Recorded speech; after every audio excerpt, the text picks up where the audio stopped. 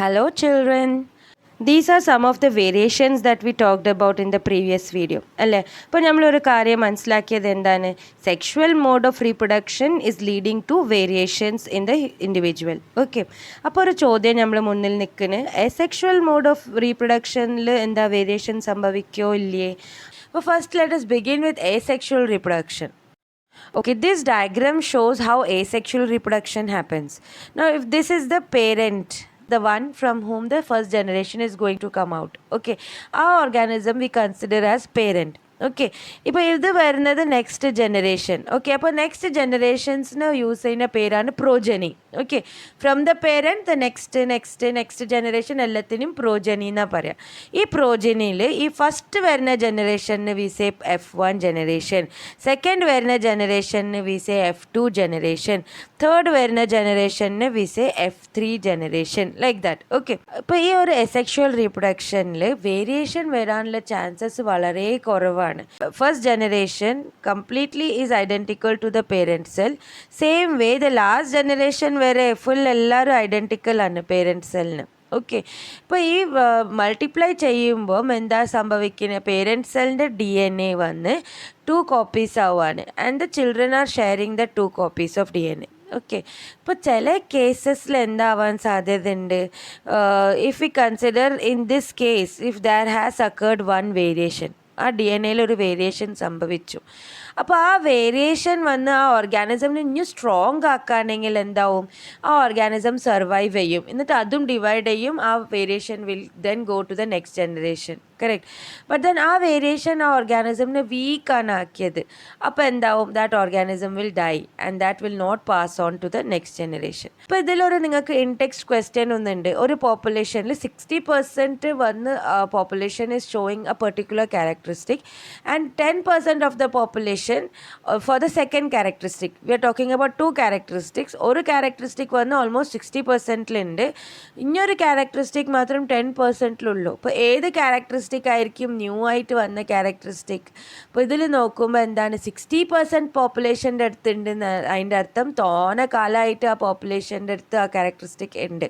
New ആയിട്ട് വന്ന characteristic വന്ന് കുറച്ച് ശതമാനമേ ഉണ്ടാവുള്ളൂ. Okay, so we can say that in that case the 10% population that showing that is the new characteristic.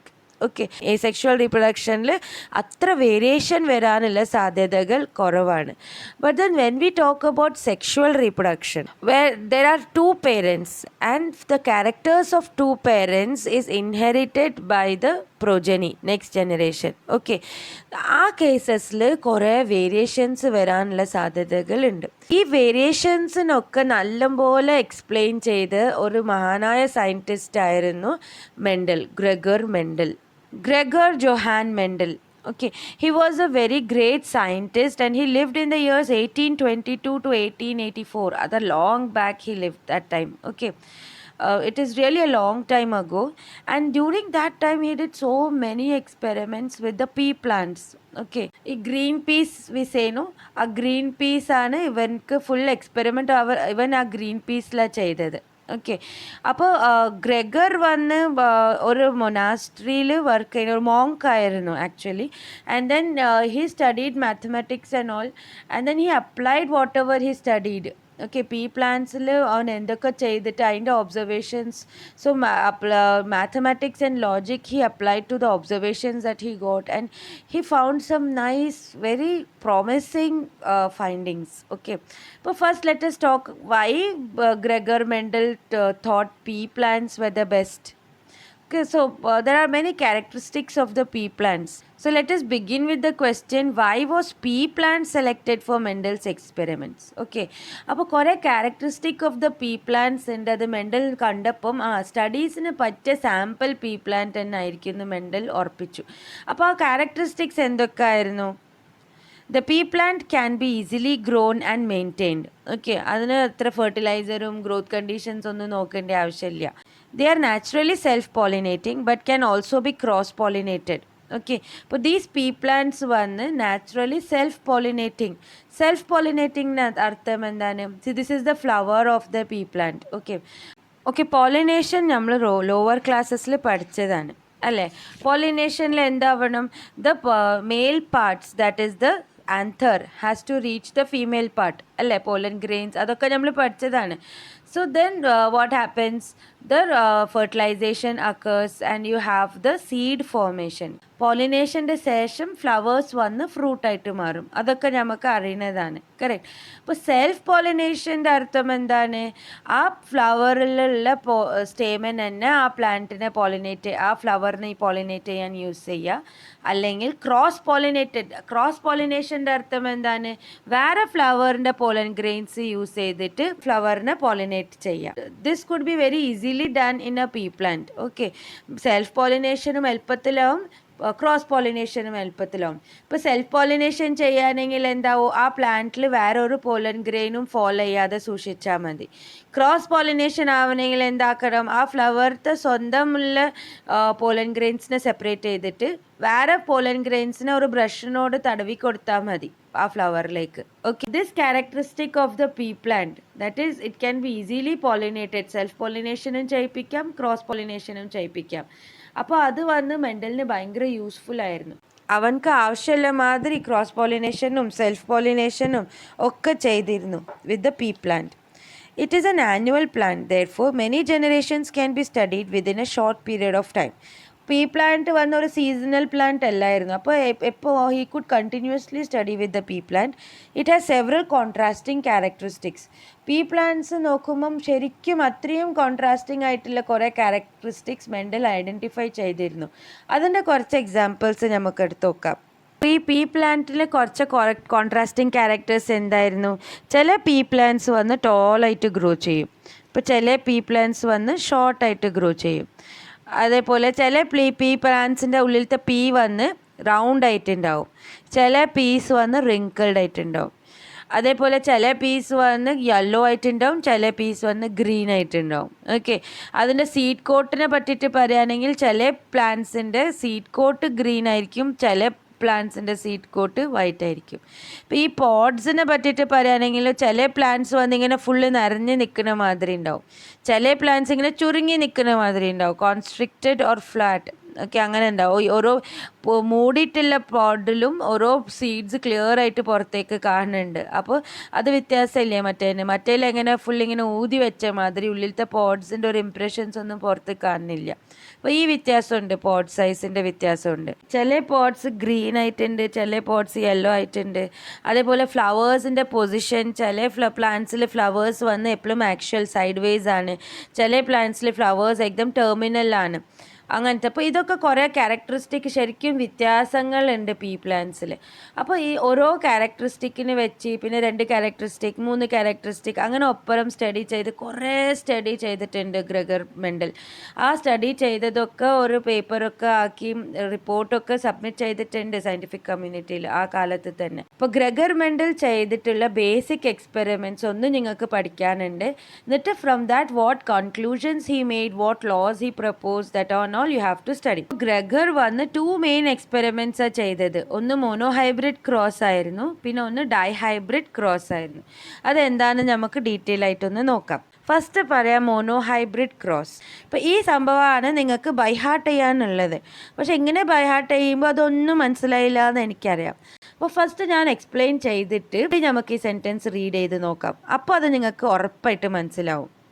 For his experiment, Gregor took 2 types of pea plants. One was tall, one was short. ഇപ്പോൾ Greger choose ചെയ്ത plants എങ്ങനത്തെ ആയിരുന്നു? Pure type ആയിരുന്നു. അതിൻ്റെ അർത്ഥം എന്താണ്? ഇപ്പോൾ ഇതൊരു ടോൾ പീ പ്ലാന്റ് ആണെങ്കിൽ അതിൻ്റെ ഈ സീഡ്സ്, ഈ പീ പ്ലാന്റിൻ്റെ സീഡ്സൊക്കെ എടുത്തിട്ട് കുഴിച്ചിട്ടാൽ ഇനിയും വരുന്ന പ്ലാന്റ് അത്ര തന്നെ ടോളായിട്ട് തന്നെ വരും. ഓക്കെ, ഓൻ എത്ര പ്രാവശ്യം എടുത്ത് കുഴിച്ചിട്ട് ഉണ്ടാക്കിയ പ്ലാന്റ്സ് ഒക്കെ പിന്നെയും ആ ടോൾ സൈസിൽ തന്നെ വരും. അങ്ങനെ ഓൻ്റെ ഫീൽഡ് തന്നെ കുറേ സെക്ഷൻസ് ആക്കി മാറ്റിയിട്ടുണ്ടാവും.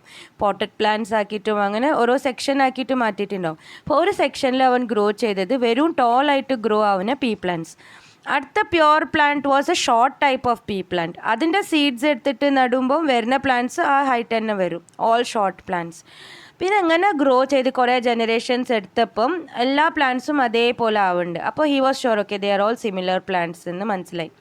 ഇനി അവൻ ചെയ്ത പരിപാടി എന്താണ്? ഗ്രെഗർ മെൻഡൽ എന്താ ചെയ്ത്? This tall plant and this short പ്ലാന്റിനെ ക്രോസ് ചെയ്തു.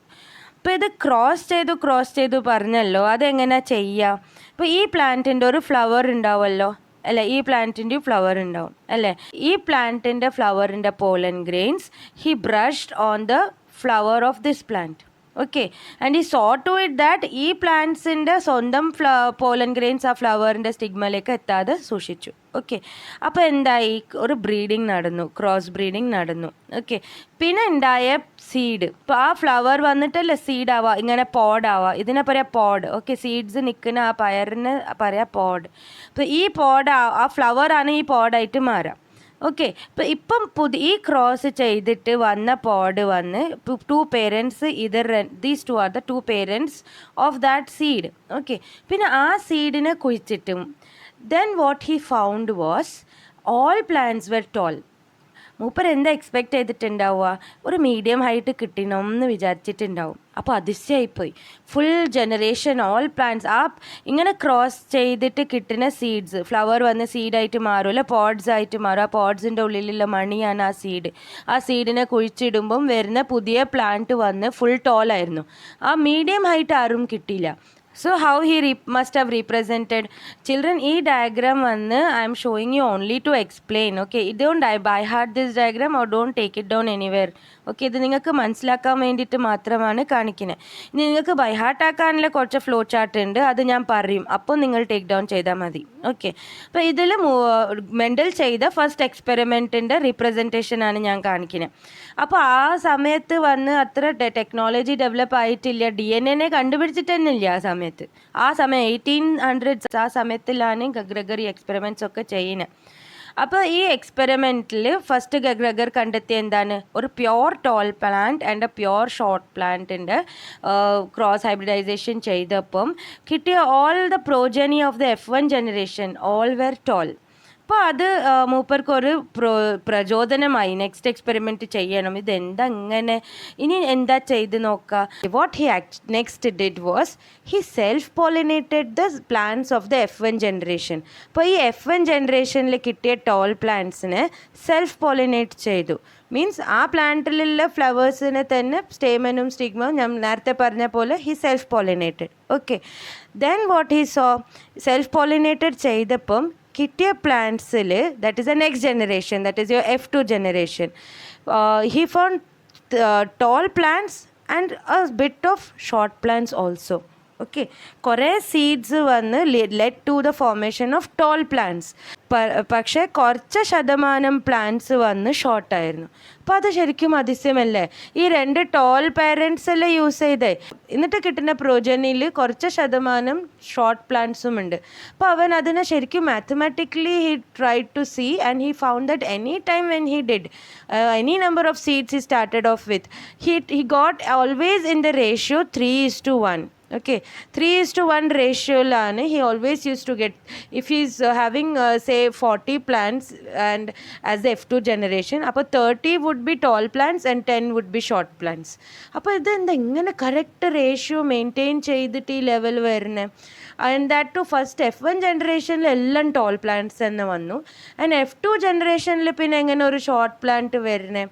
So he started thinking and he put his brains into it, and what he found out, yes, he now sort of made a conclusion, okay, that something that is responsible for these characteristic, okay, that is passed on from the parent to the offspring, but then that thing must exist as two copies separately. ഇതുവരെ അവനക്ക് അത് മനസ്സിലായില്ലായിരുന്നു, ഇങ്ങനെ to വേറെ വേറെ. ഇത് നമുക്കിപ്പോൾ എളുപ്പത്തിൽ മനസ്സിലാവുന്ന വൈ, ബിക്കോസ് വി നോ ആ ഒരു ജീൻ്റെ രണ്ട് അലീലുണ്ടോ അതൊക്കെ നമുക്ക് പറയാം.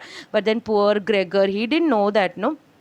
So what he now concludes, okay, ആ ഒരേ ക്യാരക്ടറിന് രണ്ട് കോപ്പീസ് ഉണ്ടാവും. അങ്ങനെ വെച്ച് ചെയ്ത് നോക്കിയാലോ മാത്തമാറ്റിക്കലി നമുക്കിത് പ്രൂവ് ചെയ്യാൻ പറ്റുന്നുണ്ടോ എന്ന് ഗ്രെഗർ ട്രൈ ചെയ്തു. So this is how he tried it out. Okay, ഇപ്പോൾ ഫസ്റ്റ് എടുത്ത പേരൻറ്റ് പ്ലാന്റ് വന്ന് പ്യുവറാണ്. അപ്പോൾ മീൻസ് എത്ര ജനറേഷൻ അവൻ ഗ്രോ ചെയ്ത് അവർ പ്യുവറായിട്ട് ടോളും പ്യുവറായിട്ട് ഷോർട്ടായിട്ട് ഗ്രോ ചെയ്തതാണ്. അപ്പോൾ ആ രണ്ട് ക്യാരക്ടേഴ്സിന് അവൻ കൊടുത്തത് ടി ക്യാപിറ്റൽ ടി. ഇനി ഷോർട്ടായിട്ടുള്ള പ്ലാന്റ്സിന് അവൻ കൊടുത്ത സ്മോൾ ലെറ്റർ ടി രണ്ടുണ്ടെന്ന് അവൻ ആ നിഗമനത്തിലേക്ക് എത്താനല്ലോ.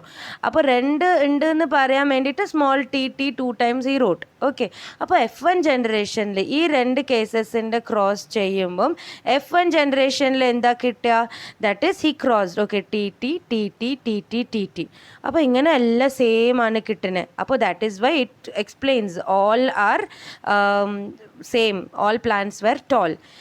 But then from this much information he made one more conclusion. What was that? Okay, ഈ 2 ട്രേറ്റ്സിൽ ഒരു ട്രേറ്റ് വന്ന് ബോൾഡ് ആയിരിക്കും, ഒരു ട്രേറ്റ് വന്ന് അമർന്ന് നിൽക്കുന്ന ട്രേറ്റ് ആയിരിക്കും. ഓക്കെ, അപ്പോൾ ഈ ഷോർട്ട് പ്ലാന്റ് ഷോർട്ട് ആവാൻ കാരണം എന്താ? അവിടെ ഒരു ബോൾഡ് ട്രേറ്റ് ഇല്ലാത്തതുകൊണ്ട്. In case where there is a combination with the bold character, ആ ബോൾഡ് ക്യാരക്ടർ ഉള്ള സ്ഥലത്ത് ബോൾഡ് തന്നെ വരും. So he use the term dominant. Okay, one character is dominant, one character is recessive. അവൻ ഈ ഒരു conclusion പിടിച്ചു. അവൻ പ്രൂവ് ഒന്നും ചെയ്യാൻ പറ്റില്ല, just mathematically he showed.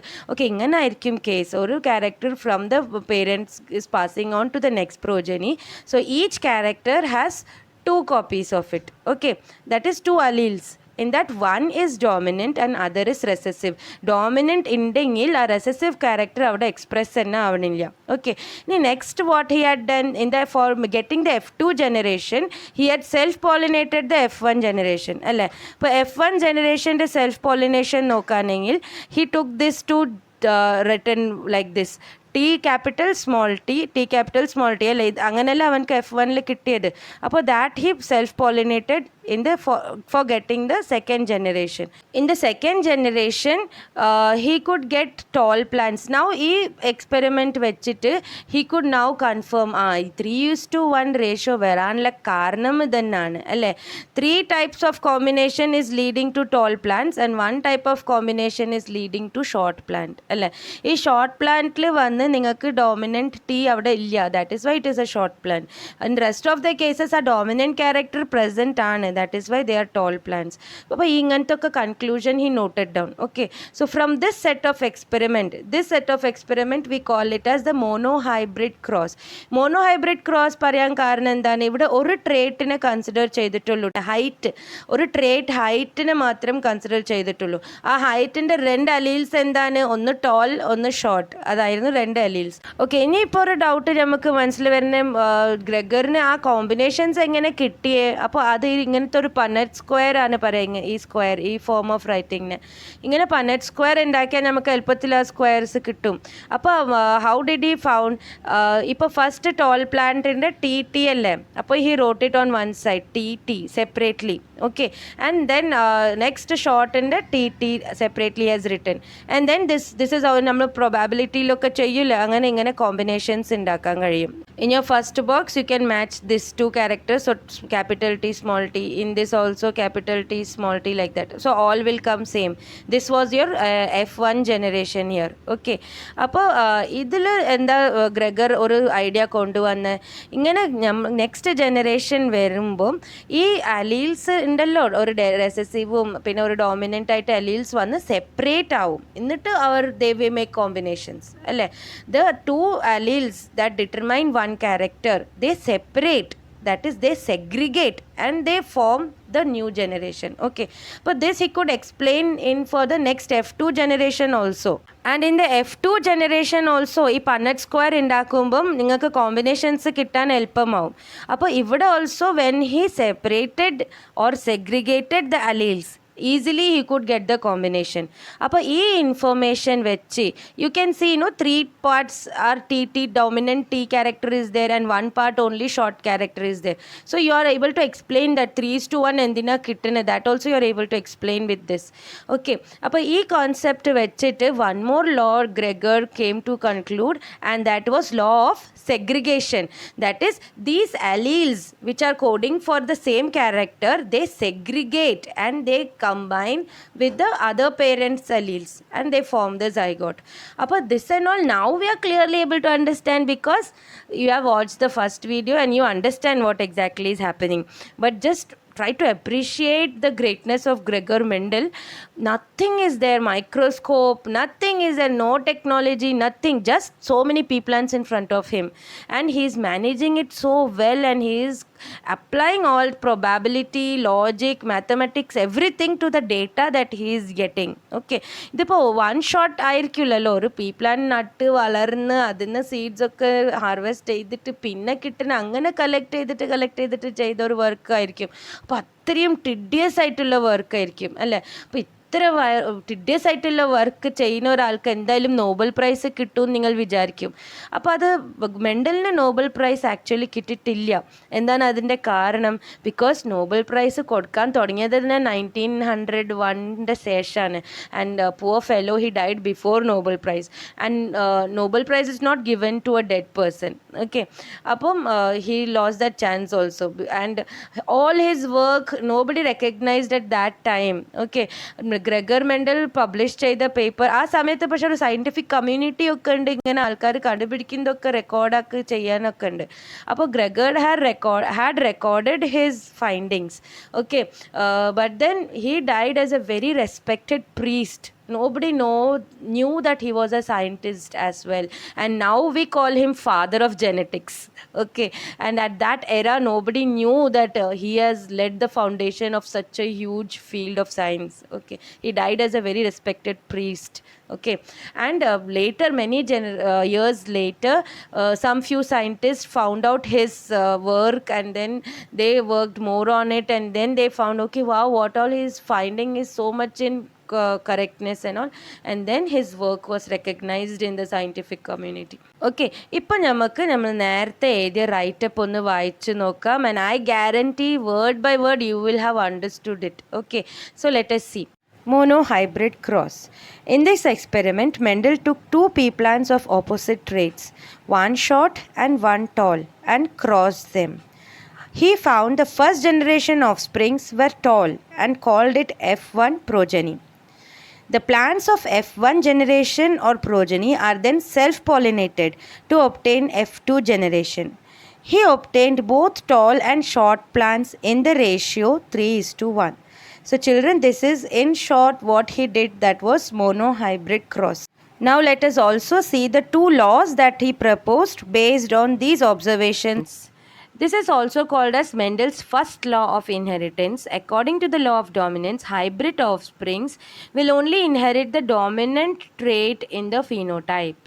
Means phenotype in artham as in the body, how it is represented, how you can see physically. Okay, that is called as phenotype. Okay, ഇപ്പോൾ ഒരു ബോഡിയിൽ റീപ്രസെൻറ്റ് ചെയ്ത ഒരു ഫീനോടൈപ്പ് മീൻസ് ഒരു tall plant ആണ്, means tall phenotype ആണ്. Short plants ആണ്, means അതൊരു ഷോർട്ട് ഫീനോടൈപ്പ് ഉള്ള പ്ലാന്റ് ആണ്. ഓക്കെ, അപ്പോൾ according to the law of dominance, hybrid of springs will only inherit the dominant trait in the phenotype. ഇപ്പോൾ dominant ആയിട്ടുള്ള trait മാത്രമാണ് ഫീനോടൈപ്പിൽ പ്രദർശിക്കാം.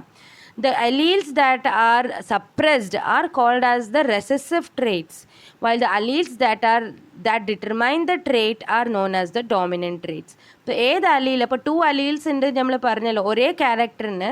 ഫോർ എക്സാമ്പിൾ ഹൈറ്റ്, അതൊരു ക്യാരക്ടറാണ്, അതിൻ്റെ 2 അലീൽസ് ഉണ്ട്. ഒരു allele is leading to a tall plant, 1 allele will lead to a short plant.